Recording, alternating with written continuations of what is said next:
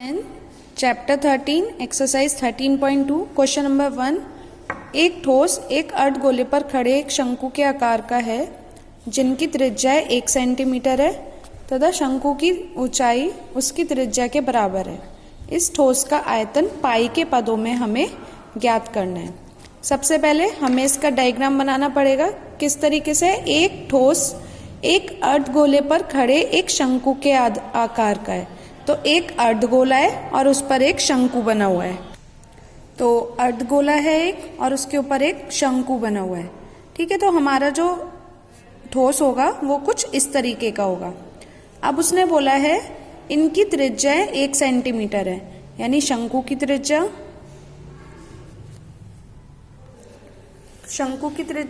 हमें 1 सेंटीमीटर दे रखी थी, अर्धगोले की त्रिज्या भी 1 सेंटीमीटर और शंकु की ऊंचाई शंकु की त्रिज्या के बराबर थी, तो इसलिए वो भी 1 सेंटीमीटर हो गया। अब क्योंकि इस पूरी आकृति का हमें आयतन निकालना है, तो अर्धगोले का आयतन प्लस शंकु का आयतन होगा। तो अर्धगोले का आयतन क्या होता है? 2/3 पाई आर क्यूब। तो 2/3 पाई, आर की वैल्यू हमारी 1 है, तो कितना आ गया ये? 2/3 पाई। ठीक है, इसी तरीके से शंकु का आयतन 1/3 पाई आर स्क्वायर एच। तो 1/3 पाई, ये 1 है और एच भी 1 है, तो कितना आ गया ये?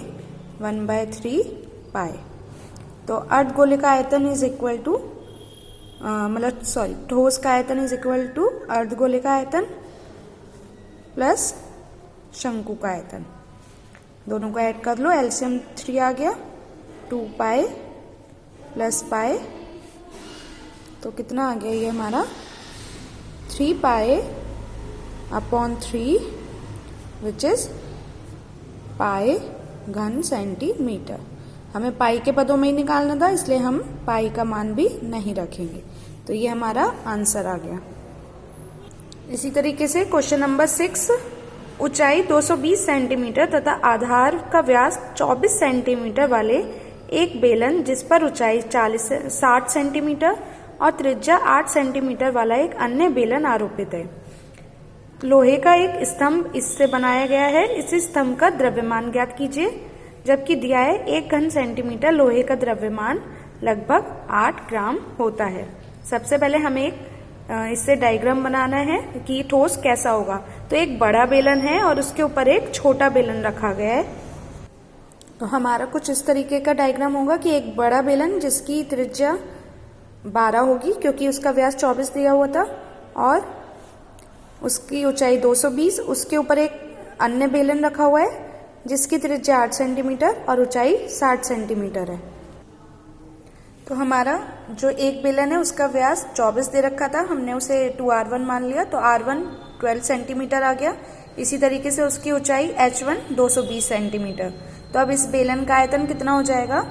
पाई r1 स्क्वायर h, वैल्यू रख देते हैं पाई 12 का स्क्वायर इंटू 220, तो पाई 144 इंटू 220 और इनकी मल्टीप्लाई करने पर हमारा आ रहा है 31680 पाई। पाई का मान हम बाद में रख देंगे। इसी तरीके से दूसरे बेलन के लिए, दूसरे बेलन की त्रिज्या 8 centimetre, R2 is equal to 8 centimetre, ऊंचाई H2 is equal to 60 centimetre. तो उसका आयतन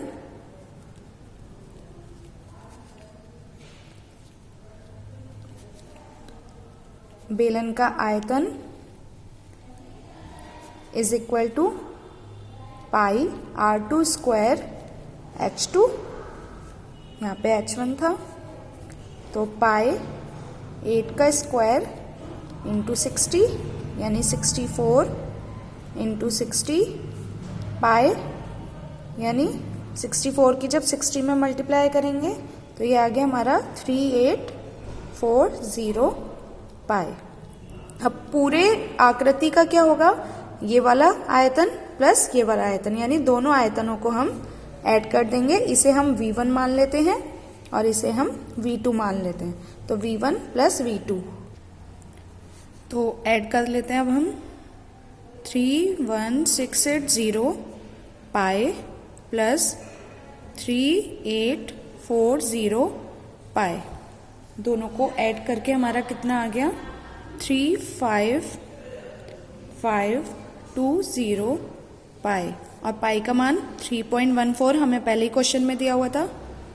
520 into 3.14 which is equal to 111,532.8 घन सेंटीमीटर या सेंटीमीटर क्यूब।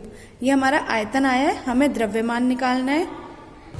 तो हमारे बेलनाकार स्तंभ का द्रव्यमान कितना हो जाएगा, आयतन गुणा 1 घन सेंटीमीटर लोहे का भार। ये हमें दिया हुआ था 8 ग्राम, 1 घन सेंटीमीटर लोहे का द्रव्यमान हमारा 8 ग्राम होता था। तो और आयतन हमने निकाला था अभी, तो इनकी मल्टीप्लाई कर देंगे इंटू 8, ठीक है, इतने ग्राम। तो मल्टीप्लाई करके कितना आ गया हमारा 892262.4 इतना ग्राम। इसे अब हम किलोग्राम में चेंज करेंगे, तो 892262.4 अपॉन किलोग्राम में चेंज करने के लिए 1000 से डिवाइड, तो इतने किलोग्राम, तो 123 पॉइंट आगे आ जाएगा, तो 892.2624 किलोग्राम। तो ये हमारा आ गया इसका आंसर, ठीक है। तो इतने किलोग्राम इस पूरे स्तंभ का भार होगा हमारे का।